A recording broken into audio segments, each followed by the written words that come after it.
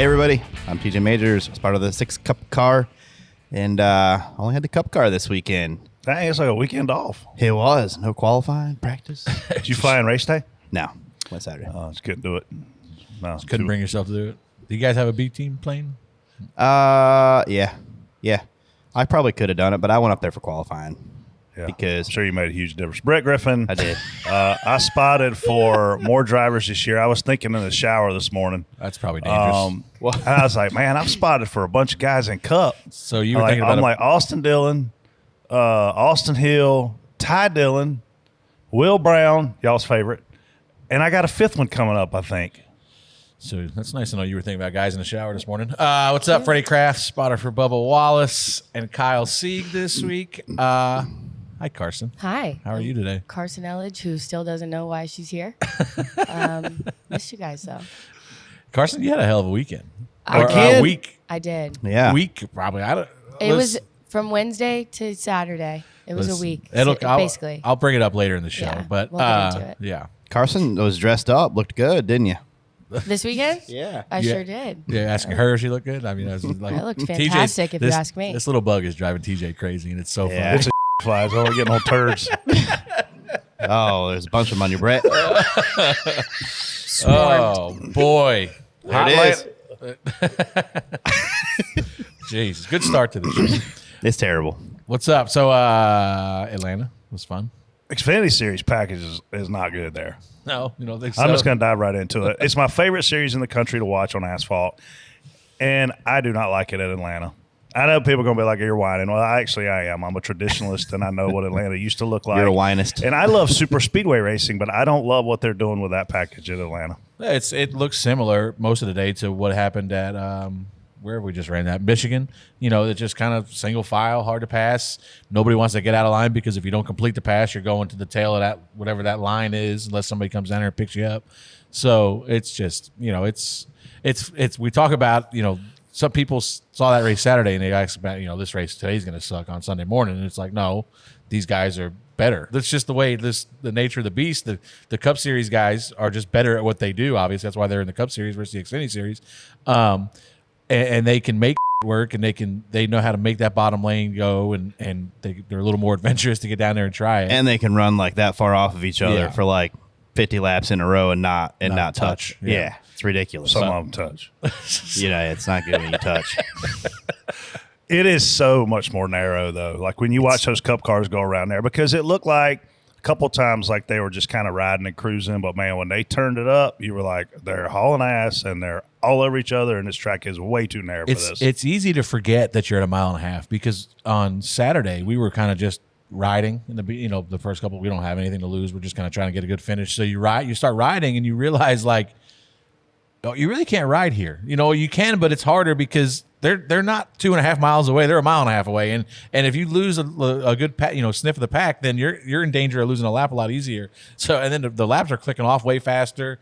So yeah, it's easy. Like you get in that mindset of we're back to plate racing or drafting, and then all of a sudden you're like, holy we're 50 laps into this thing. It's going by pretty quick.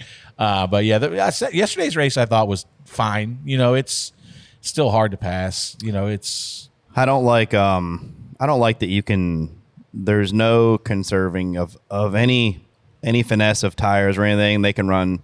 It's like I think we run like the hardest tire we can. Yeah, and that's for like sure. the go-to whenever there's uncertainty or something. You just go to the hardest tire. But I don't think like when they come off and give every team does their wears after each run, and you figure out what tire you're using up.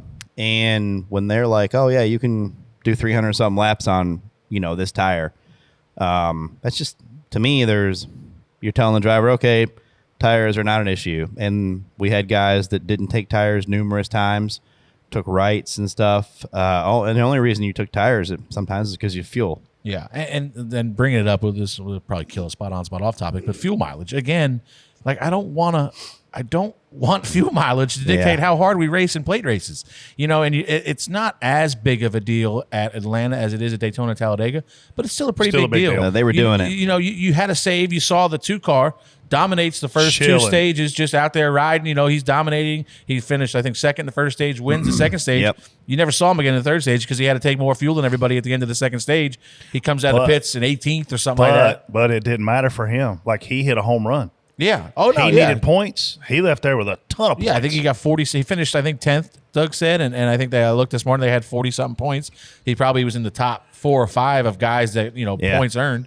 But, at the same point, that's the best car. I want to see the best car up there all day, and he's basically, he knows in the middle of that second run after which that another caution there. But the second run of the second stage, he's committed to, I'm going to just stay out front, win this stage, and take whatever comes to me at the end. Because they didn't have a bad pit stop. They just had to take more fuel than everybody else, and they lost. That's the difference. I mean, I'd have to look and see where he came out, but he was towards the back of the lead lap cars. He was. just because he took a couple seconds more fuel than everybody. So, but mission accomplished for him. I didn't watch stage 1. I did watch stage 2, and I was literally dozing off. Like, I was trying to stay into it, and I was like, but nothing changed in the first 2 rows. The 2 was out front, and then Blaney and whoever it was rode side by side. That was it. Nobody moved. Yeah. And it seemed to me like you couldn't. Like, I don't know if they were just riding, saving fuel at that position or what, but the two seemed like he just run between the 2 lanes, and you couldn't really develop a run. They weren't trying. Yeah. They were saving fuel. I mean, we're giving – the bad part about it is you're kind of – if you're back – 5-6 rows, you're not going anywhere. Yeah. And it's just, that's the part that, I wish there was an easy fix for it to make it to where we did race hard at that point, or we didn't have guys up there. I'm feeding Brad info like, hey, the leaders are 70% throttle, and we're back there as hard as you can go trying to get there, and you can't. So it makes it, I don't know. I just wish there was some sort of, factor of tires where you could wear them out or something, fuel where it didn't matter. I don't know. Just something. I wish there was an easy fix. I don't have a solution. I think a solution could be just like Brett's been harping on for about 10 years now, it seems like, eliminate the cautions at the stage breaks. This way everybody, you don't have an end point you're going to. You're just running until you run out of fuel at that place because you lose so much. I think it's worth a shot. Yeah. It's something you got to do something because the package already isn't great. Obviously, it's hard to pass. That's why we see this. People ask me all the time, like, why didn't we do this with the old car? Why did we save fuel? Because it was easier to pass. You could make moves. You could do things with the old car, create runs, and go from the back to the front. Now, once you see it all the time at Daytona, Talladega. You see it here yesterday. Once you get that group, whoever comes out of the pits for the last run in front generally stays up there. Obviously, Atlanta, you can lose, get yourself in a bad spot and get shuffled out, kind of like I think the 54 did yesterday. He did. But that's why we see this now, because the package isn't great where you can't make moves. You can't progress from the back to the front. So you have to be at the front at the end, and it's all about track position. So you're saving fuel so that you put the least amount in on the last pit stop and get as much track position as you can. So I think we just have to figure out a way either to fix the package, which I don't have a lot of confidence in with this car, or figure out a way to get these guys to stop saving fuel. And I don't know if that just eliminating the stage breaks is get these, because right now you don't have to eliminate the stage points. Just the break. Yeah. The break. Yeah. I can tell you, if you sit on your couch and you try to be just a fan, it actually looks pretty cool. Yeah. But if you're a racer and you've been in the sport and you've raced, it's very, very, very frustrating to watch. So, and that's my issue with, already don't love the fact, that we have 2 drafting plate tracks, whatever you want to call them, in the playoffs. Especially one in the first round where it's 16 guys that you're hoping you don't wreck, but now you've got it to where at least it was an art form back, before this car. You could, if you were good at plate racing, okay, great. Now you don't really have to be good at plate racing. You just have to have a car that's got some speed, decent setup, and then it can go wide open and save the fuel. Save fuel and cycle out. So I don't know. It's just still probably the traditionalist in me that hates the fact that we're just riding around saving fuel half the day. But it's I wish we could do something. I wish there was a solution. Handling mattered a lot yesterday. Yeah. I don't know if it's because it was during the day and hot or what, but that was cool to see. I saw a lot of guys getting loose, getting tight. Did we ever figure out what happened? Larson, did something break on that car? I think he just. That was a nasty hit. We were, and I'm sure Yeah, you that went was over this bad. before. You know, before the race, a lot we saw at the last race there. If you got offset to the right, you could get in a tricky arrow spot where it would just snap. We saw it a couple times in the last race there, and that looked like what it was to me. He was offset about a half a car to the right of the 12, and just kind of got in a he got in that weird air zone. Yeah, and it just snapped on him. Yeah. I don't know what happened. He started to catch it. Nasty hit. And on that, TV. I mean, and then you like, I don't know, and it's hard to say. I was in the very back. We had fallen all the way to the back to kind of get out of there, and so I was able to watch it from a broader view. There was a lot. I mean, I know Briscoe hit him hard, and I don't know, what happened there, what the communication was there, but there was a lot of guys that potentially would have hit him real hard. What was odd to me on TV, Freddie, is not only did they come close to him, it looked like they weren't even lifting. Yeah, It's like they had no idea there was a wreck. Some- So I don't know what the spotters did or didn't see. I don't know what the drivers did or didn't see. But when you have a guy at the cup level get hit that hard 5 seconds after he makes contact with a wall, and 5 seconds is a guess in my brain. I didn't go back and time it. But there were way too many cars going way too fast by him. And I'm not saying that from an operational standpoint. I'm saying that from people were making errors. Yeah, I remember the first race we did there with this package, after they reconfigured the track, I was in my binoculars like I was at Daytona. Yeah. You know what I mean? And Lose all peripheral and vision. you lose all. I mean, you have, I don't know, what'd you say, 3 rows in each direction? Well, that's maybe? the weird thing, too, is at Atlanta, when we put our binoculars up, we are way tighter than we are at Daytona Talladega. Daytona Talladega coming off 2, you can have the entire field in your binoculars. You can't do that at Atlanta. They're a lot further away. Bubba said something to me. I forget. We had a stack up into the first race there. We had a stack up into 3, and it just started out of my peripheral. And by the time it got in, we didn't wreck, but it was just a late, I check up harder than we needed to probably. And he's like, man, you using binoculars? I was like, yeah. He's like, I got to stop, and that, I think that's what happens there. You got guys racing, especially the end of the stage, they're pushing, you're in your binoculars, only going to see 2 or 3 rows around you. And this guy's wrecked, a half, quarter mile out front of you.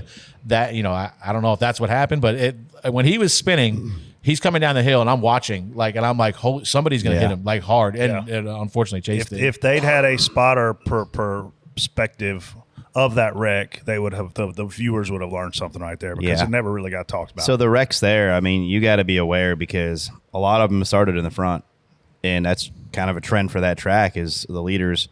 I mean, we had last year we had a couple of them starting in the front with Almirola, maybe somebody. The hits are just so massive. And I don't mean hitting the wall. I mean the bump draft is so hard that when it happens, if you don't pick that guy up and carry tons of momentum forward, if there's any checking up, that accordion effect back to the middle it's big. We haven't really had any wrecks there from the accordion effect, I don't think yet.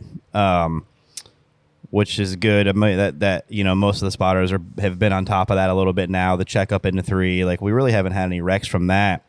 Most of the wrecks are just from guys in bad aero spots and it just catching them off guard. And that's what happened to Larson. But and I'm sure Briscoe, he's kind of in the thick of things back there, and and it was 4 or 5 seconds before he lifted off the throttle. From the time Larson hit the wall, it was probably 4.5 seconds maybe before he even lifts, and then he's already there.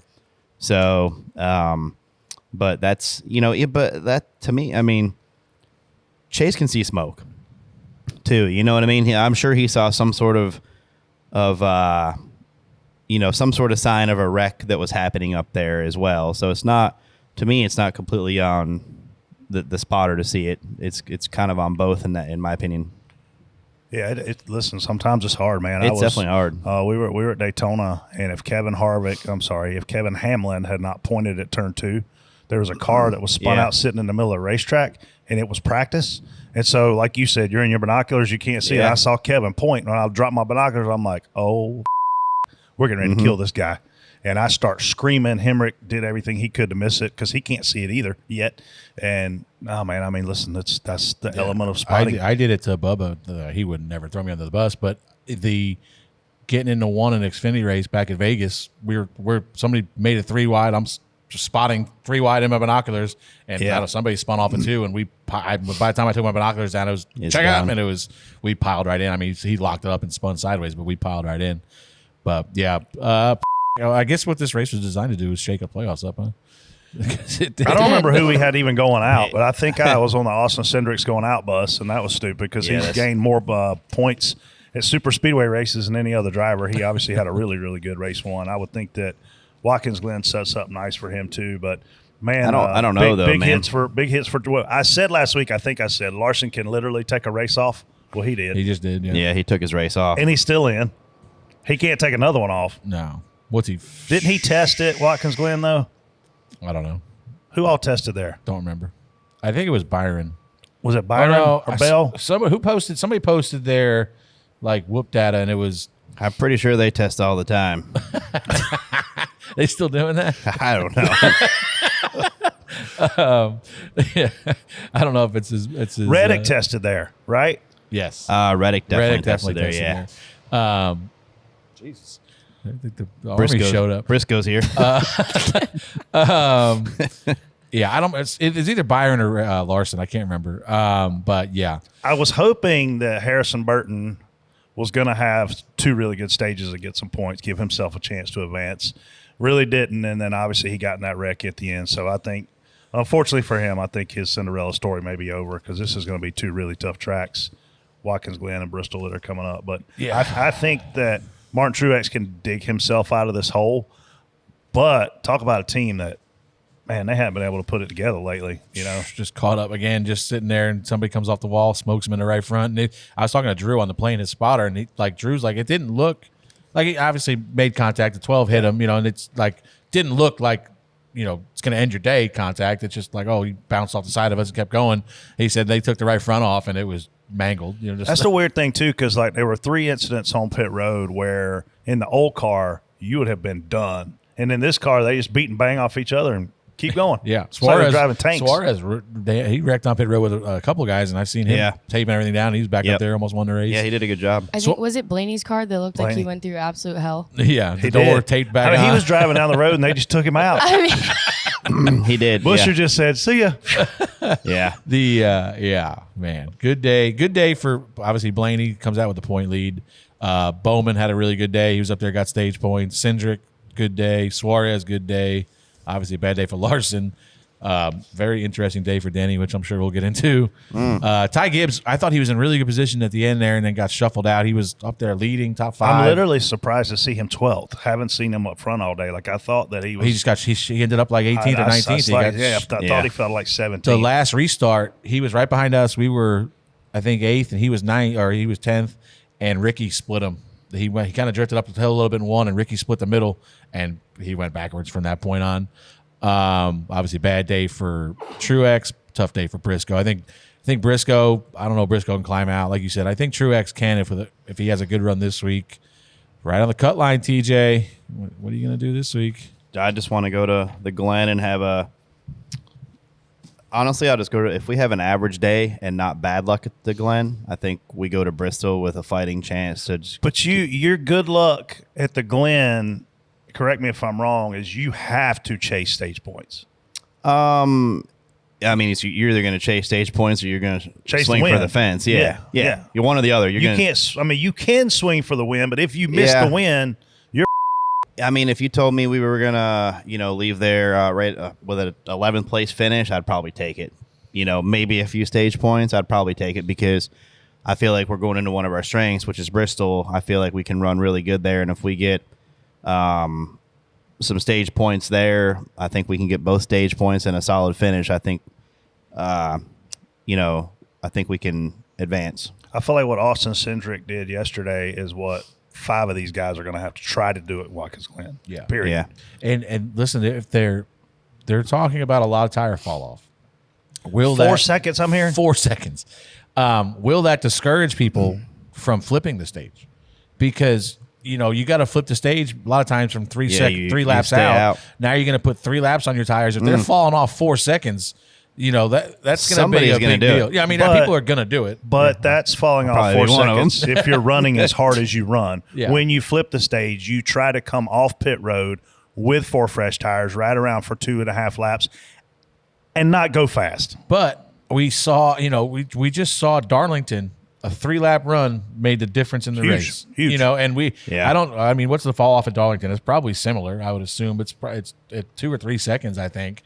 I mean, we got to get there, though. We got to get there and put a lot of cars on the track and see what the difference is. Because I don't think it's going to be.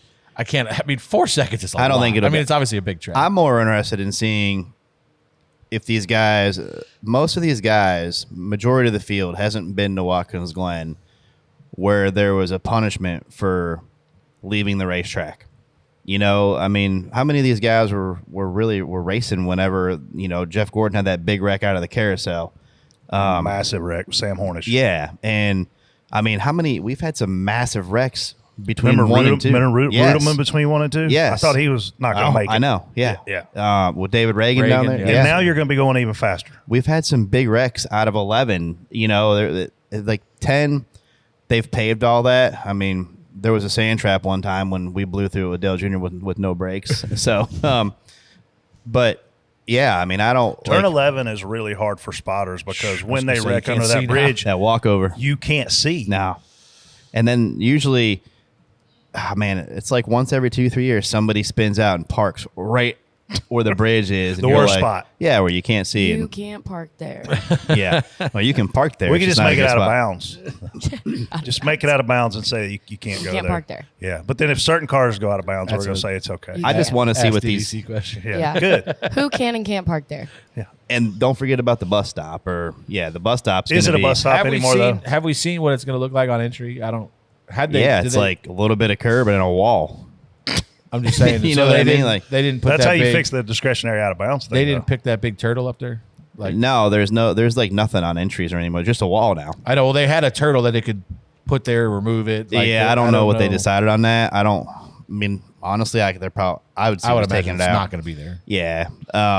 But it looks like it's a sharp enough corner now where, the bus stop spotters are going to have to be on their game because as soon as if you pinch somebody into that wall, it's not like you're running them off the track or running them over a curb like you used to before.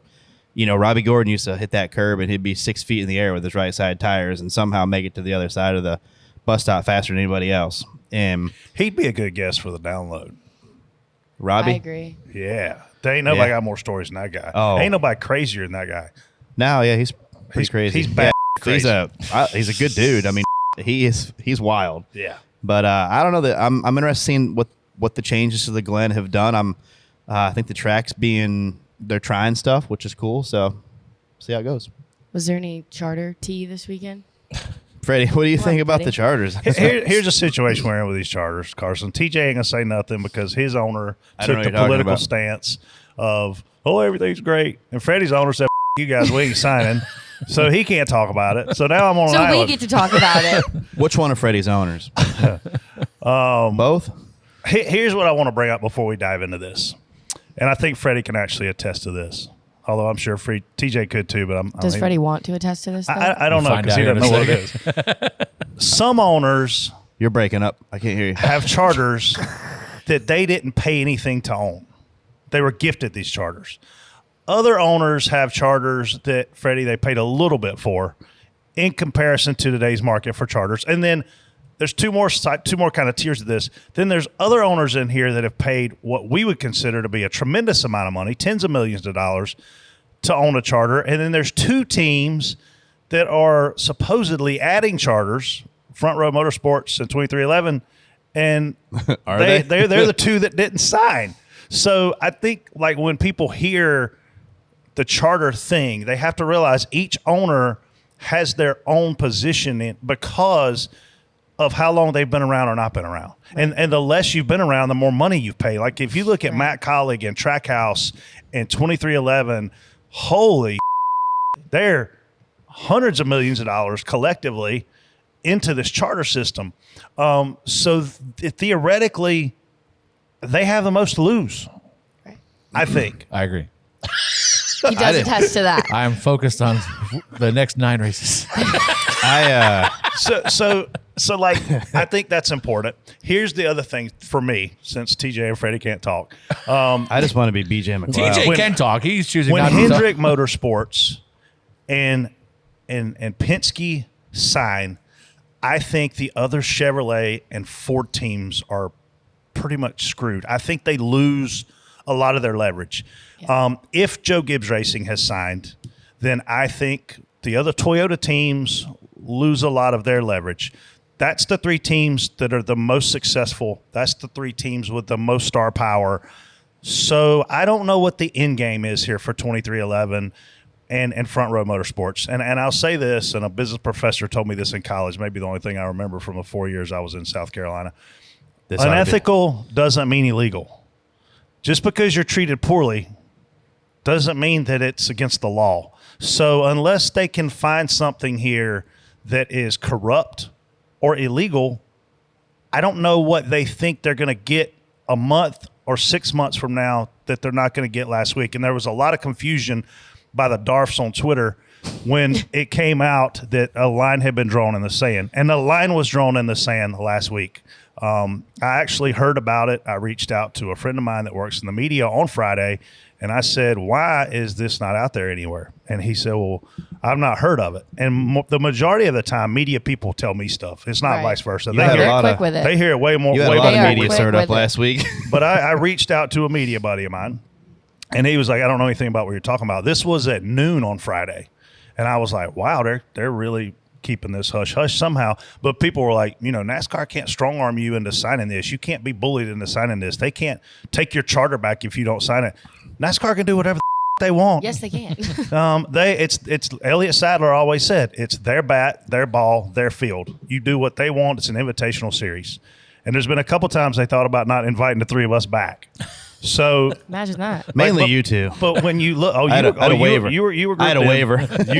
You didn't have a waiver. I had a waiver. But when you look at a TV deal that's worth over $1 billion a year, and you're going into a brand new TV media rights deal, and I don't mean that as in it's brand new. I mean as in it's unproven. Mm-hmm. We're going heavily into streaming. Yeah. What does that mean for team owners and their ability to sell sponsorships on those weekends? When it's on Big Fox, when it's on Big ABC or Big NBC or Big ESPN or whatever, we know what we're selling. Yeah, exactly. As marketers. Yep.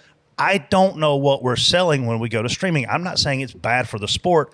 There's literally no even like factual data to back it up. You don't know what the TV numbers are from Amazon Prime last year because it wasn't on it. I mean, you don't have that to provide or any of that. So I want to see the teams be given everything they can be given to be successful. I know, there is an old saying around here. You want to know how to make a small fortune in racing? Start with a big one. Start with a big one.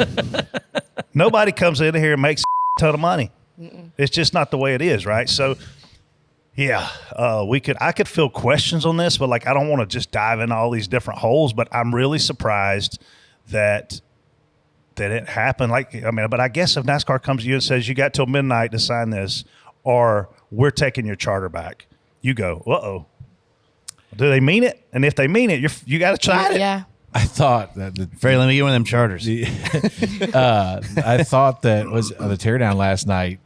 Jordan put a statement out there that from a team owner that compared the negotiations to a communist regime or something like that. So that's a fairly large statement. The one thing Curtis owner. Polk said that I did actually put in my notes was he said, this isn't the 1960s and these predatory practices will not withstand scrutiny and be accepted in 2024. Well, every team but 2 just accepted the scrutiny. So I don't know what the end game is here. And clearly, he and Michael Jordan come from a different world. I am a big fan of collective bargaining and everybody having a fair shot. It's curious though, if NASCAR can buy the charter back, right? If they can buy it back at the end of the year, does Front Row just want $100 million and they close the doors and say, see you later? Peace out. You pay me $30 million per charter, I get my cash back, I'm gone. What's the end game here is what's I'm in question about. Yeah. TJ, anything you want to add? Meanwhile, Brad's over here going, I think everything's great. We got a lot of what we wanted. I'm like, man, you couldn't be more different in what Denny Hamlin's group is saying and what Brad Keselowski's group is saying. And I did speak to 4 other team principals with various teams, various manufacturers, and they were all saying the exact same thing. None of them spoke to the media, though. This has been going on. How long have they been 2 years. Okay, so we're 2 years into this, and it's, to me, they're not. I mean, that's 2 years to negotiate. That's a long time to negotiate something. And it almost, you knew it was going to come to a point like this. It had to eventually. You know what I mean? Like, if you can't negotiate a contract or a deal in 2 years, a line in the sand has to be drawn, like you said. And I don't think whether the views of their team is different. Obviously, they probably are a little bit. I don't think neither one of them are necessarily wrong. I'm sure. I don't think Denny's a bad businessman. I don't think Michael Jordan's a bad businessman. I don't think Brad's a bad businessman. I think they all know what they're doing. And now that you're talking, do you think it's odd that NASCAR has not said a word? Not really. No, I mean, you don't think that's odd? I don't think it's really odd. You don't ever. I mean, I don't think when teams are negotiating with players, they never come out. You don't think it's odd that 2311 said that they have not had an opportunity to speak with NASCAR since May, if this is a negotiation? I don't think it's odd that they don't publicly put it out there. I don't think it's odd. I mean, you don't see the team coming out saying, well, we offered this guy this. As an NFL team, don't come out and say, well, we offered that player this, he didn't take it. You never hear that. You never hear we anything. Find out what they took. Yes, but they from the team side, the main side, it's quiet, and I don't think it's bad or wrong to do that. I think that's fine on their part. When it's all said and done, I'm sure there will be, we'll get info on what some of the holdups were maybe or something. But honestly, I mean, really, they don't even have to do that. I don't think so. I mean, they don't have to really tell us that anything they don't want to tell us. So they could tell us they talked about vacation spots. It doesn't, it doesn't matter. I hope we run good the next 9 races. That's what I'm focused on. You should have ran better the last 3. Well, we were running pretty good. Unfortunately, a lot of crashes happened in front of us. Tyler Reddick's one of the greatest drivers in the sport, period. Bubba Wallace is one of the most popular drivers in the sport, period. Their team doesn't have a deal for next year with the most popular owner in the world, in my opinion. The most popular owner of any motorsports franchise in the world, Michael Jordan. They don't have a deal. The owner who has the most potential to bring in new fans and a new audience. Yep. That's what Michael Jordan 880, brings. blind, crippled, and crazy. He could bring them all. They could. What? Was that English? I don't even know what you just I said. couldn't understand. I heard 280. The first thing you hear in marketing is you can't be all things to all people. Well, there's brands like M&M's that can. Michael Jordan is the M&M's of an athlete. He can be attractive to everybody. Not that kind of attractive. The things that I learn. Watermelon capital of the Learned world. so much What I will marketing. say about we got it warmed Here up. we There go. we go. Now that you're talking. No. Freddie's what I entered the will chat. say, if it's about Michael Jordan, it's never hard to know when MJ's at the racetrack or when he's getting near our hauler, because suddenly there is throngs of people standing around our hauler, and I'm like, Thongs. what's going on out there? Thongs. Yeah. What's going on? And then you realize MJ had just walked up and he's standing somewhere behind the hauler, or he's getting ready to come in the hauler. It's incredible to just watch him walk through the garage. He's pretty easy to pick out in the Cup Yeah. Series garage, as tall as he is. And then just the amount of people that follow him or anywhere he And goes. Freddie's left the chat. And that was nice talking to you guys again. Well, we have lots more to dive into from this weekend, and we'll be right back with Spot On, Spot Off. You've heard us talk a lot about FanDuel, America's #1 sportsbook. Well, we have something a little different for you. Now through September 22nd, all FanDuel customers can bet $5 and get a 3-week free trial of NFL Sunday Ticket from YouTube and YouTube TV. Then, with a YouTube TV base plan, you'll be able to watch every regular season Sunday afternoon out-of-market game. All you need is a Google account and a current form of payment, and you can cancel anytime. Just visit FanDuel.com/DBC to download America's #1 sportsbook. 21 plus and present in North Carolina. Full price of NFL Sunday ticket will be automatically charged seasonally after free trial. No refunds. Terms, restrictions, and embargoes apply. Gambling problem? Call 877-718-5543 or visit morethanagame.nc.gov. We're back. TJ saved my life from an ant, a large ant, or a small cockroach. We don't know. It was an ant. It was All right. not a cockroach. Let's get into it. In the final laps of Saturday's Xfinity race, Corey Heim elected to push Austin Hill rather than his teammate Chandler Smith. Hill ultimately won the race, and when questioned afterwards, Heim said Chandler had no run or no momentum. Spot on, spot off. Freddie. Listen, going into 3, I thought Chandler executed everything perfectly. He got on Austin Hill's bumper, shoved him out about 3 or 4 car lengths, and I'm like, oh, he's got him. Like, all he's got to do now is just back up to the 26, and he's going to have a major run down the front stretch, and it's over. He's clear. But the problem was, instead of backing up to the 26, he pulled out a line and got next to him. And Austin Hill did get loose to go up the hill, though. yeah, because he's pushing him. Oh, yeah. But I'm just saying, but like 100%. at that point, if you neutralized your run when you push him. Yep. You know, you've got a big run into 3. You've pushed him into 3. You got him upset. Now you back up. Like that's you want to put these guys on an island. That's what the way I've always approached the end of races. Like if you can put that leader on an island, you've got him. You Make know, the run unblockable. Yeah, like make it where you get him out there 3 or 4 car lengths, back up to the guy behind you, and you have a big run down the front straightaway. And unfortunately, Chandler at that moment pulled out too soon, got side by side with him, where neither one of them had a run at this point. Now you've just stalled each other out, and you've put it all in Corey Heim's hands of what he's going to do. Let me tell you what Corey Heim's probably not going to do is push a JGR car. Well, I mean, I'm spot off for the comments from Chandler because, like, he's there to win this. I'm so tired of people being mad at somebody else not trying to win the race. I can't wait till it's Brad and Busher doesn't help him. I can't wait. I mean, I don't. Here's the thing, and If a guy wins the race, how do you blame him? everybody wants He to didn't win the race. race. Everybody wants to win the race. He probably know. would have won the race if Austin doesn't run him in the fence in 1 and 2. Well, But I like Chandler. Obviously, I love Chandler. What's he going to do when the 26 pushes him by the 21? Is he going to stay down and pull the 26 by? No, he's going to move up in front of the 21 and try to win the race. Corey doesn't finish like second either. No, he finishes finishes third like or worse. Worse than that, probably, because Yeah. they're going to line up top, and he's going to go to the bottom. He's going to Yep. push Chandler by the 21. Then him and the 21 are going to be side by side, and the line is going to go flying by him on the outside. Could he have helped? Yes. Did I expect him to help? No shot. I was a part of the culture shift when Stewart Haas Racing went to Talladega and we dominated.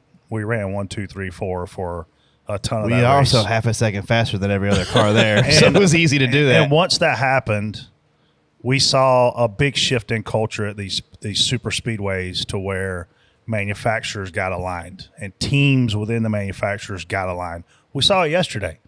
Blaney and Logano aligned. Ross with his teammate Suarez aligned. So I think what's happened is when we see a Chevrolet motor push a Toyota motor or a Toyota motor push a Chevrolet motor, it's like, well, they're not supposed to do that anymore. And I think that in this spot on, spot off topic, it said that Corey Heim's a teammate. He's not a teammate. He's aligned from a manufacturing standpoint. And if he's a real Toyota guy, in our Toyota, I would expect him to push Chandler Smith. But if JGR and Corey Heim, for whatever reason, don't like each other, I heard it goes back to something in ARCA, which I would forget I was ever in ARCA if I were them guys.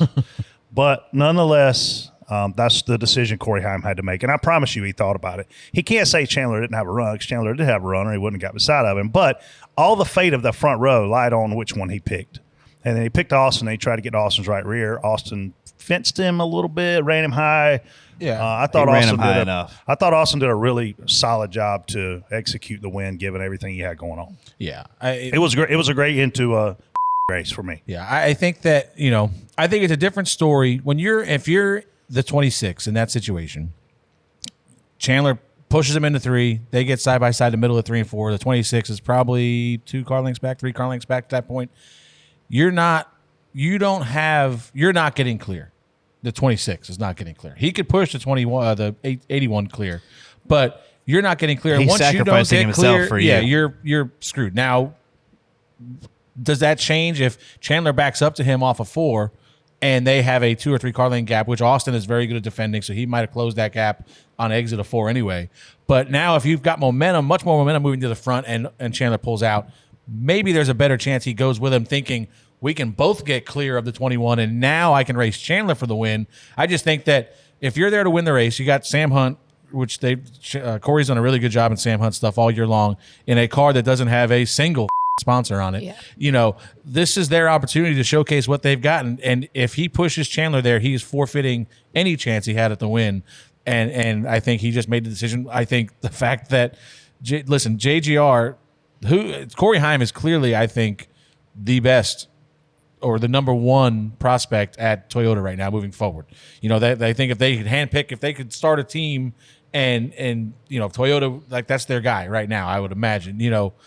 He certainly says I'm fast everywhere I go. He does a tremendous job when he gets into Sam Hunt equipment. I mean, I think that for him to stay Toyota and be successful, where's he going to go? It's got to be 2311 and it's got to be Sam Hunt. It's got to be skip Xfinity altogether and go straight to 2311.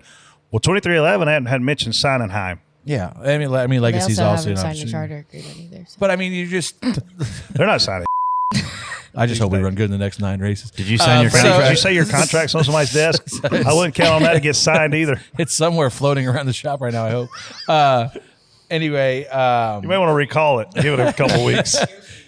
Yeah, airspeed, Freddie. Redacted. airspeed, sorry. Yeah, but there hasn't been a single rumor, discussion, anything of Corey Heim getting in a JGR car ever. Like no. I mean, people were speculating maybe he gets in a 19. That was never going to happen. JGR Xfinity, nope.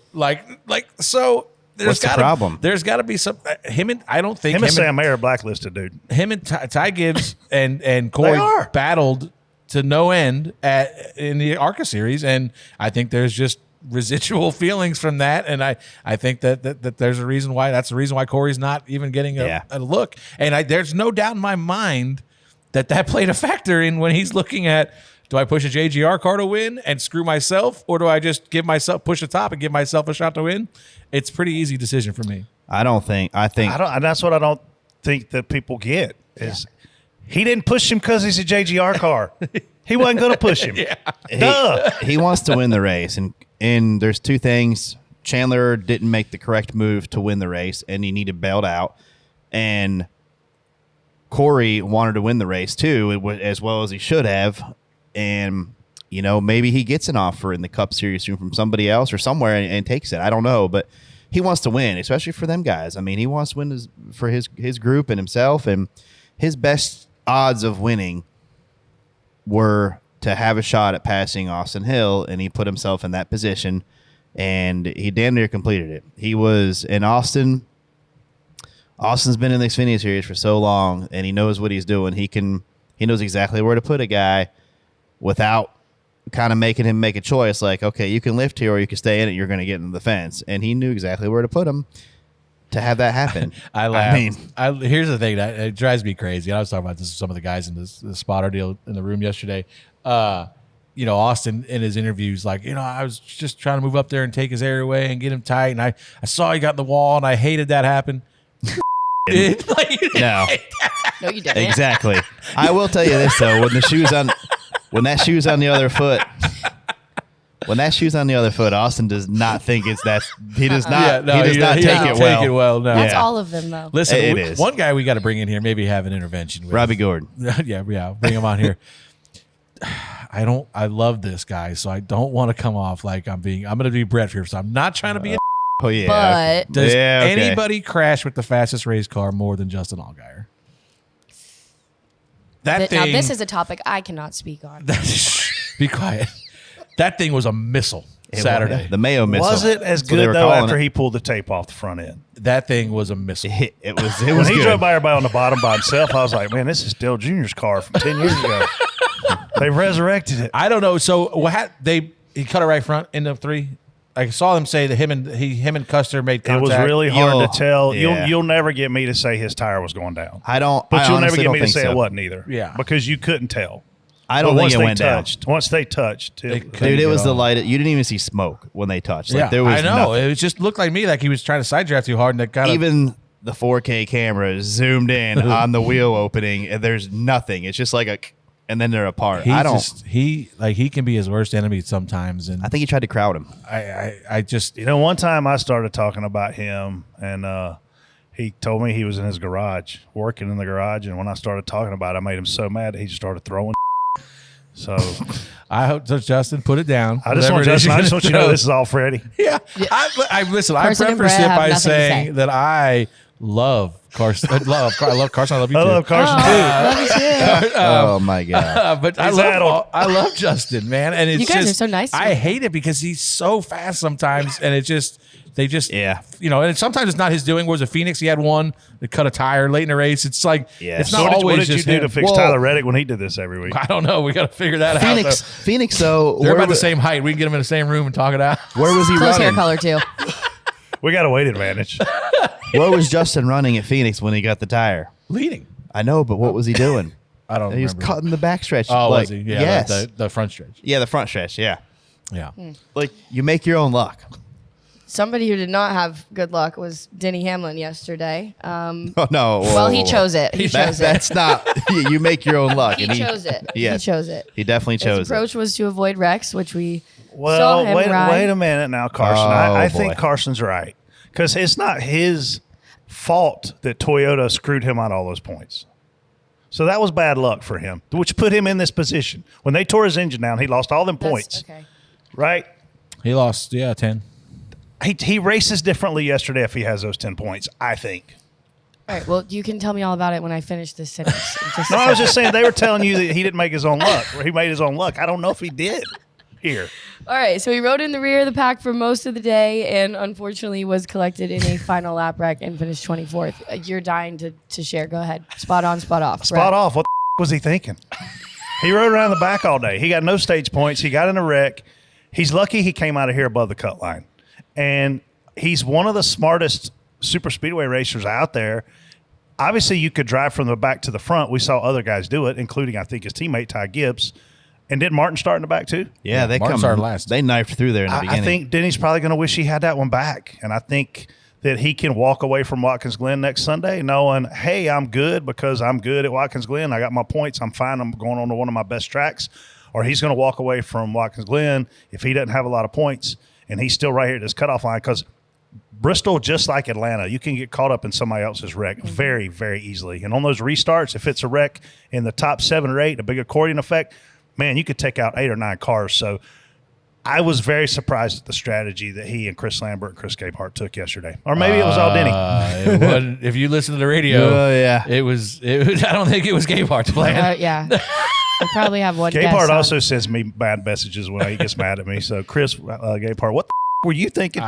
I don't know. I think that listen, going back and looking at some of the audio, I think it was pretty clear whose plan it was. And I don't understand that. There was multiple times I went down to Lambert and I was like, are you guys having problems again? Because obviously they had a major issue in qualifying. I think somebody had said they had some bad spark plugs or Plug something.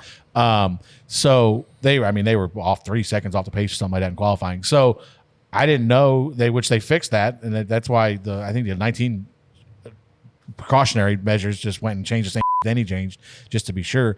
But I went over there a couple times and I'm like, are you guys all right? Like, I get it, you're riding, but like we went back there, we were like mid pack at the end of the stages and we bailed because like we're not racing for anything. There's no point in being there. We had to make big adjustments at the pit stop. And so you go back, you bail back there and I'm like, oh, he's still back here. And then you look third stage, it's like, okay, he's still back there, waiting for a wreck. Well, then there's like 20 to go and you're like, all right, he's still like second to last in line. All right, now there's 10 to go. He's still not going. Like at some point I get like, we've seen this strategy. Ryan Newman did this every plate race for my entire spotting career. He would ride around the back and then somehow with 5 to go, he's in position to win the race. Obviously that was Sometimes. a much different package. But I was like, I didn't understand. And like you said, he just forfeited the gap he had. I think he came in with like a 15-point gap to the cut line, and now he's, I think, 1 point ahead of you or 2 points ahead of you. Yeah, we're all together. So now you just gave a race away, essentially. Like, I get it. You gained points on Larson. Larson wrecked. But Larson, you gained 12 points. And then to top it all off, you ride around the back so you don't get in a wreck. The whole race. And then that's what I was getting ready to say. I'm like, can we talk about the fact that he made it the whole race except the final lap? And then he wrecks on the last lap. So I don't. That's a giant you. Kyle Petty was pretty critical. Kyle Petty, I guess I don't know what they were talking about during the broadcast, but Kyle Petty, I think, was under the assumption that there was something wrong with his car from qualifying. Well, I don't know exactly what Kyle said, but there were a lot of communications that Denny wasn't happy with how his car was driving. He was definitely free, and we were the same boat. I think we were all in the same boat. Yeah, in that everybody area. was kind of. We were fighting ours bad. But Kyle was like, they went to Danny's interview on pit road, came back to Kyle, and Kyle's like, all right, well, now I'm even more confused. I don't know what the hell he was thinking. Like, since when do you just forfeit a race in the playoffs with this structure? So, the one thing that I will say, and I don't know, I'll ask you guys this if Denny should care about this or not. But I driving to the airport last night, you hear serious calls, and it's fans that were very upset that they spent their money to go to Atlanta to watch their favorite driver race. And he didn't race. He just rode around the back. There's one guy said, I spent $700 to come to this race to watch Denny Hamlin race, and he rode around last all day long. And he's like, I'm pretty pissed off about that. Should Denny give a about that, or should he just be focused on the big picture? Oh, That guy will be happy if so he wins. 1997, I went to Darlington, and I spent all my college money to watch Dale Earnhardt race. And he blacked out, and he hit the wall like lap 2, came down pit road. Mike Dillon got in the car. I got in my car and went home. And I wasn't mad because I had spent hundreds of dollars or charged hundreds of dollars on my Discover card because I damn sure didn't have any money because I was hoping Dale Earnhardt was all right. So I've never been in a position, Freddie, where I've paid to go watch one of my teams play and they look like they didn't play hard, even though South Carolina does that every week. So, man, that fan has a valid point. Does Denny care? Probably not. But that fan cares. Yeah. That fan's going to switch drivers Very easily. very easily. I mean, in this economy, you can't be shelling I mean, out and if that's $700 like $700. That's probably just going to the race. I mean, maybe one night at a Let's hotel. just go to a race. I spent $1,000 to go to Carowinds the other week. I'm just saying, like, if that's not counting people that hotel rooms if they came for the No, weekend, no. No, that's beer and a ticket. That's a tough, that's a tough deal. Yeah. This all started when Denny badmouthed the spotters. I mean, it's been downhill for him. I'm just since then. saying. It's Rapid decline. Yeah. I mean, huge. If I'm him, I'm going the other direction Pro with it. spotter? Yeah.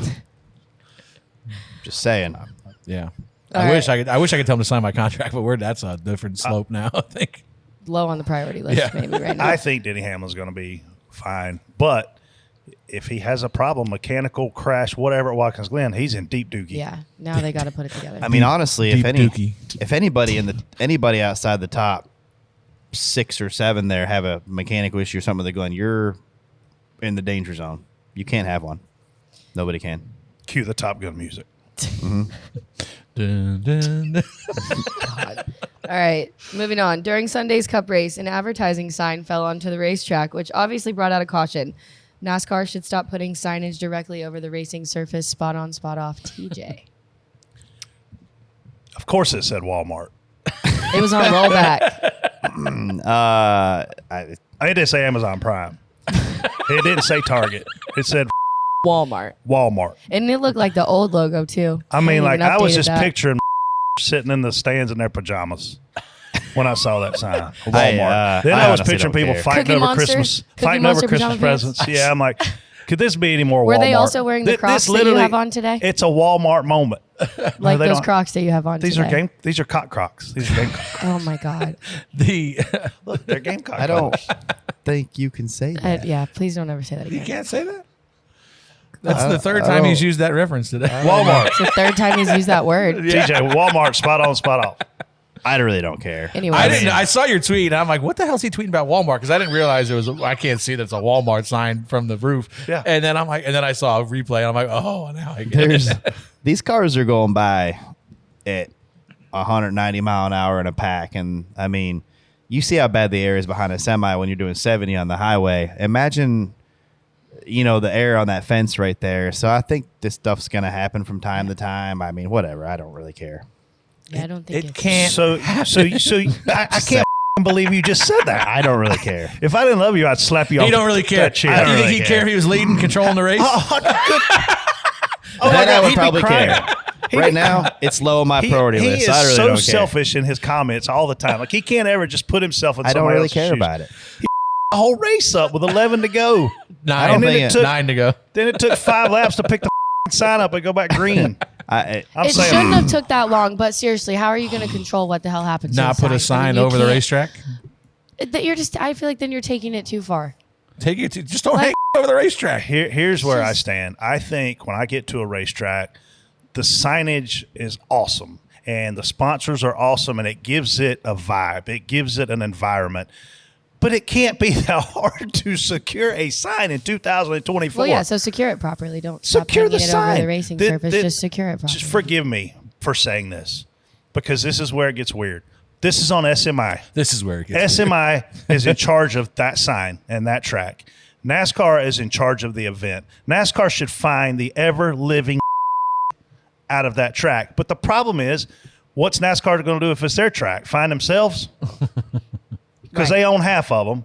But something 100% should come down on somebody. I mean, we say that all the time, even like car store stuff. Like, there's a certain amount that we're responsible for as the series showing up, and there's things that the track is supposed to provide. And even if it's something that small, like we hold the racers accountable for what they do, hold them accountable, But you can't because they own half the track. right? In that it's scenario, weird. it's different. Yeah. Like I've already said earlier, I don't love plate racing in the playoffs. I don't love that we have 2 of them now.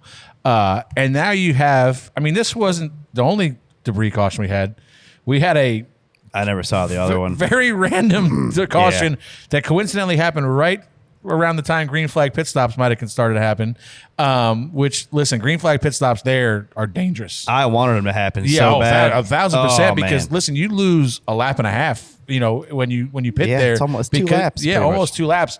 And if you get you could ruin the race for a lot of people if a yellow comes out. We saw the first race there; they were not going to throw a yellow. Who was it? I think Byron and McDowell. I mean, they wrecked coming to pit road, sat on the track for a second, and that wasn't a yellow. Yeah. And right before, all of a sudden, it was like front. How the flag saying, "How's the front stretch?" And I'm like, "What the hell are they talking about?" They showed debris. Now, I don't know what year that was from, but they did show debris on TV. Really? So Piece of metal right up against the wall. Listen, there was, I don't know. That's tough. But yeah, I don't know. I didn't see, they went over there, picked something up quick. It was metal.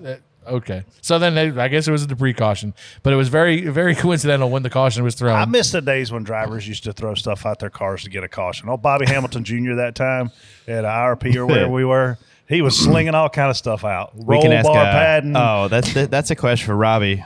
Like they were, 'cause Robbie, I mean, you just like this caution with 10 to go, 9 to go, whatever it was. You don't realize how much you're changing. Like TJ's okay with signs blowing around a yeah. racetrack. Freddie. Well, It's just fine. cautions. You throw. I hope I know, next I time he's mean, leading, they just throw a they random should secure caution. it better, but I really don't. I just hope I hope the sign comes over his back window and glues to it like whatever that was that glued to Jesse Love's bumper. Yeah. Jesus. Yeah. I'm like, what the hell is that thing hooked on? It will not come off this car. Hey, you. I mean, if it's gonna get on the car, it better go down on the camera on the back. So cover Did you the ever? camera. Did you ever get out front yesterday? No, we weren't good enough. I felt like yesterday. I don't want to say it was easy, but it was easier to control the lines. Control the race. You could see where runs were going to develop from. And listen, at that time, the 99's leading the race, clear. Nobody. He had just passed the 54, I think.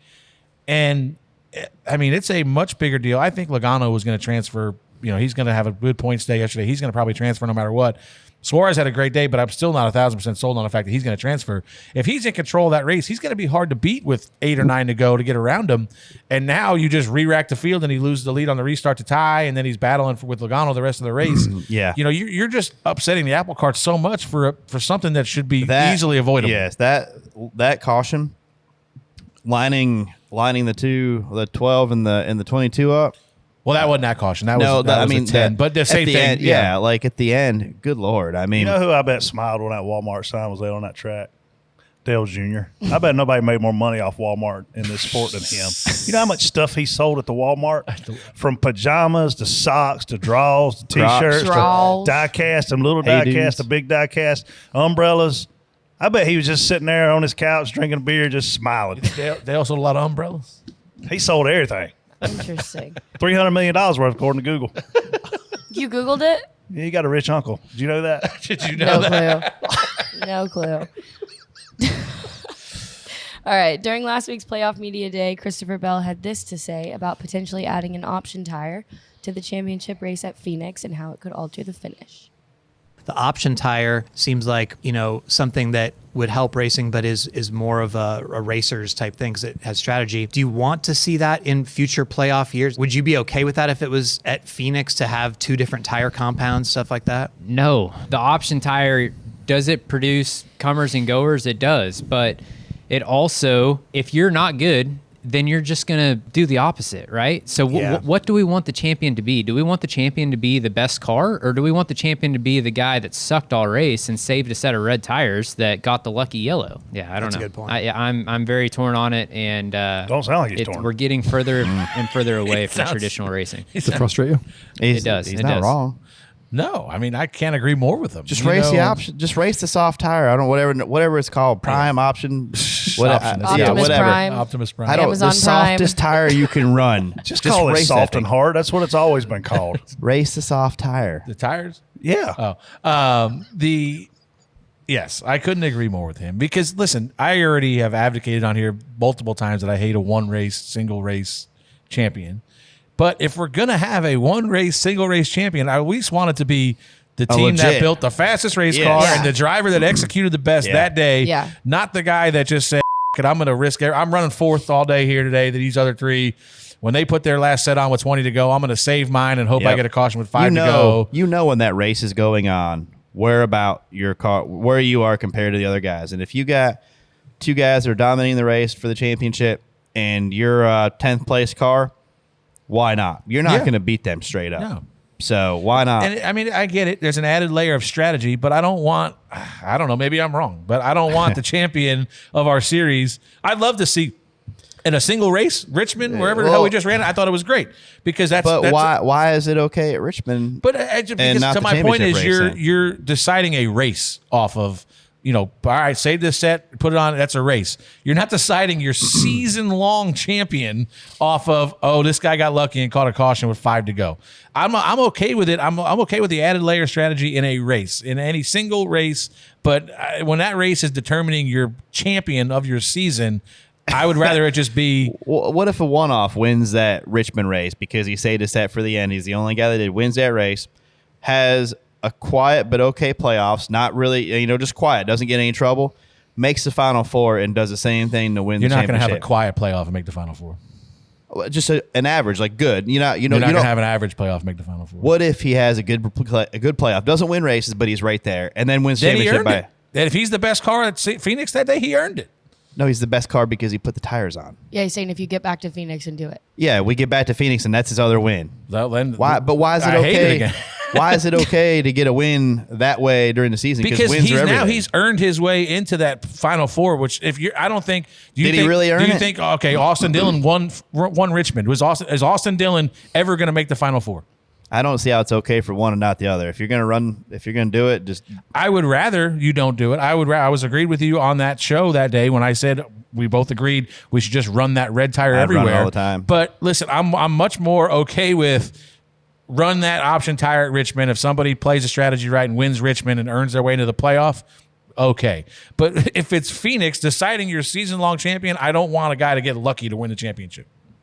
Speaking of Christopher Bell, he was featured last year in a Netflix docuseries along with a lot of other drivers. I did hear a rumor this week that a lot of teams and drivers were kind of electing not to be a part of that this year as kind of part of this charter deal. Have y'all heard that or no? I heard that as well. You did? But that's all I heard. I didn't hear anything else about it. Did you hear it, TJ? There's rumblings about it, I think, but. So last year, Brad was begging to be in it. You think this year he's going to do it? No clue. Wasn't he I have no clue. He was very upset that he wasn't asked to be involved. I wonder if he'll last do year. it this year then, since everybody's telling him no. I haven't seen. We were obviously 2311 was heavily involved last year, and I haven't really seen anything yet. I don't know. That's because you won't sign the contract. I'm not signing.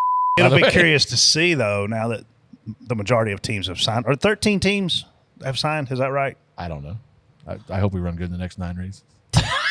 Well, all but 2 have signed. It'll be curious now to see if they get back in the documentary. You gonna be featured? I hope not. You were on TV yesterday. Were you on TV? Did you have the camera? Yeah, you and somebody else had it. Maybe Coleman. Yeah. There's always Both two. of us. Yeah. Your favorite driver and your most recent driver. I guess. Yeah, whatever. All right, we're going to take a break and return with Reaction Theater.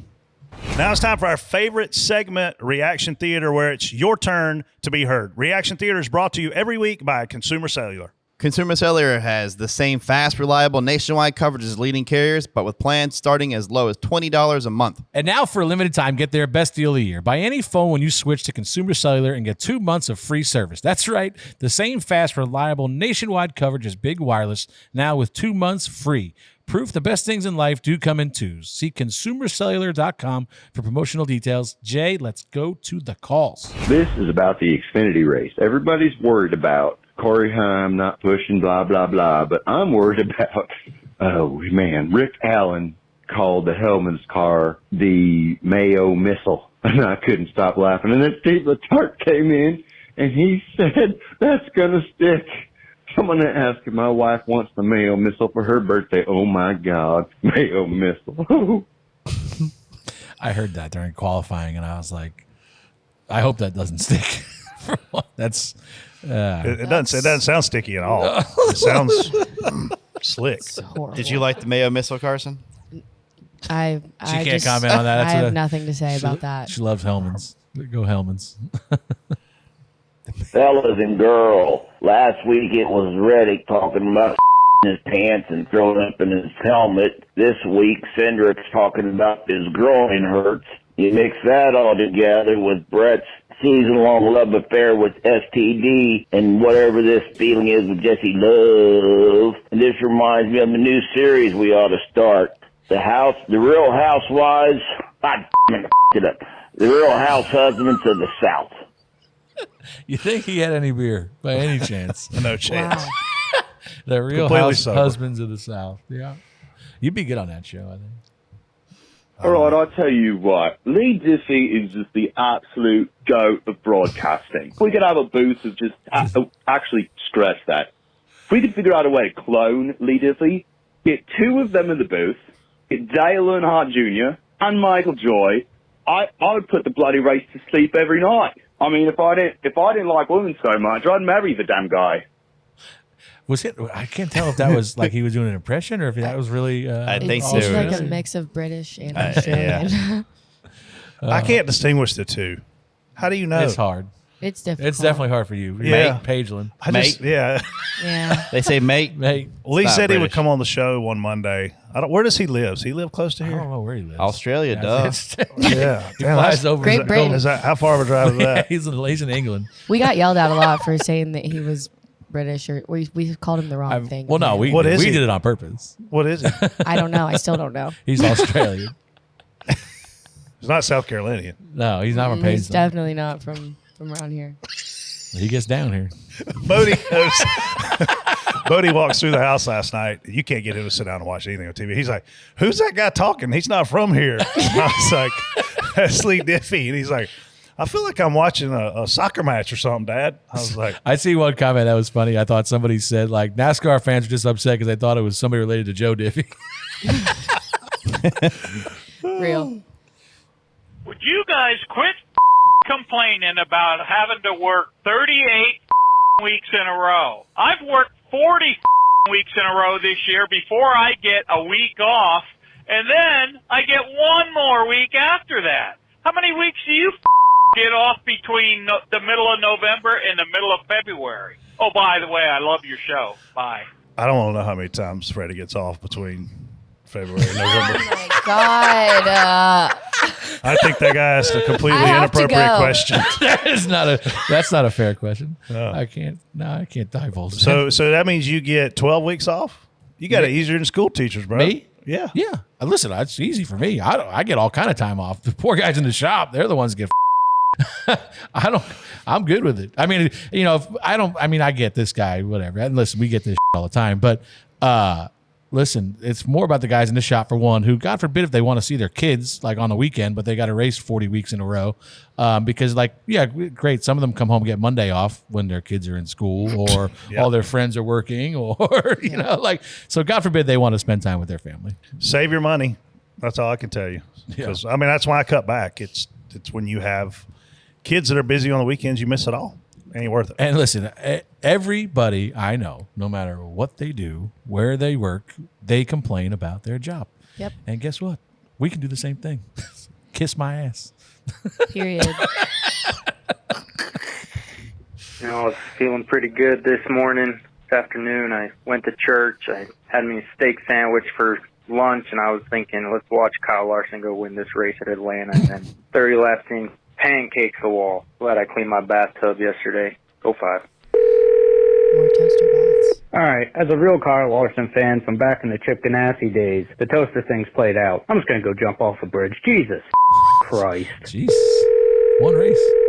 Man, what is up with your boy, Mr. Hung Money? Ever since he ran his mouth about being better than Verstappen, he's been driving worse than Danica. What the Well, Hung Money come from him stepping on his pecker. That's what the caller That's said. what the call was about. Oh, man. Do funny. Do funny. And TJ thinks he stepped on his pecker yesterday. You think he got out of line and got loose? You don't think nothing broke? No. Traction. Yeah, traction. Broke traction for sure. I don't think anything broke. I mean, there are a lot of broke. Yeah, a lot of broke when they hit that wall. Yeah, I mean, Freddie, we all saw it. Yeah. So. It's just, and that's the same thing. It's almost essentially the same thing that happened at, Michigan. It just gets in a weird arrow spot. I think it was behind the 12 there as well.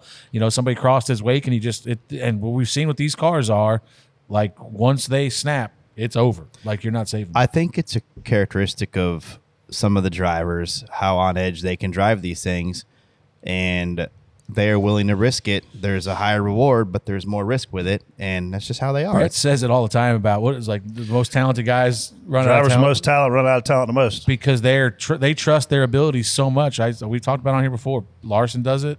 Bell does it. Those are the guys that are on edge, and one little thing changes. Some guys, the reason why other guys don't do it is because they're not driving on that edge. Yeah. And once you get that little different arrow spot or whatever it is, it's over quick. Kind of feel like I'm watching an episode of The Real World here. You got the hot new couple of Coleman Presley and Joey Logano, and then the bitter ex-girlfriend with a fat double chin, TJ Majors. Did you have a bad spotting angle? on the right-hand I guess. side on NBC. Way to screen trying these there. one up the Ivies. Good job, TJ. I mean, you didn't look that fat, I guess. TJ, let me tell you a secret. Grow a beard. Big beard. Yeah, big beard. that's Get you good. a big beard. Or you got to get that angle. You got to get your angles right. Like, you can't be shot from the Like, bottom. see how Freddie's just nice and puffy right around the chin? What do you want? Well, at that place, I'd have to stand below the fence. So So that camera angle didn't do you any favors because they were shooting straight up at your. it does. You could borrow my turtleneck that you guys made fun of me for last week. That's what I needed. Yeah. It'll be good in 88 degrees. You look good on the turtleneck. It's about how hot it was in here. Saturday was really hot. I'm glad I didn't work Saturday's race because that Saturday was was pretty warm. It was very hot. Son of a. We got to start calling Kyle Larson the magician because he keeps disappearing for the end of every damn race. I love this guy, but he keeps stepping on his schmeckle, and I just cannot tolerate another year of a Penske car winning it at Phoenix at the end, so all the MILFs for Blaney can go nuts. Get it together, Larson. MILFs for Blaney. Can you MILFs. guys make a campaign shirt of that? That's our new campaign slogan for the election. I don't this year. Hashtag MILFs for Blaney. I meant to for tell Blaney. y'all, probably cut this out, but there was these two dudes standing behind the haulers, and Kyle walks by. I went into the garage Saturday after qualifying, and Kyle Larson's walking by, and these two dudes are kind of bigger, so if they start hollering at him, "Hung Money!" I'm sure he was. Oh, it's coming. He So loved it. as soon as they said "Hung," he started turning a little bit. They just he turned his head back straight and kept walking. Oh, it's going to get worse. Hey, doing what he just did this weekend, 100% gets worse. I witnessed it. I was like, "Oh my gosh!" He already loves our podcast anyway. This better not make him hate me. Could not have two more races won this weekend. I mean, if I was big enough, I'd punch Austin Hill in the face. But I think I'm Joey's side. I could punch him too. I wouldn't recommend punching any drivers in the face on pit road. He said if I was big enough, I'd punch him in the face. That's funny. Who was that one dude? What was that dude that was like looked like Santa Claus? Remember that guy? Who did he go after Denny? Oh, yeah. That deal with Chase on pit road. On pit road. Yeah. That was right. That was not a good idea. That's right. I forgot about that. Yeah. Not advisable to go after drivers. And I definitely wouldn't punch Austin Hill in the face. That's probably why Corey chose to push him. He's like, I could beat Chandler's ass. Can't beat Austin Hill's ass. Chandler can be mad at me. It's like he might go spider monkey on me, but Austin's a big boy. Fair point. 5 laps to remove a sign off the track. What did they hire, the local county guys from the DOT department? They got the greeters from the Walmart to come out there and get it up.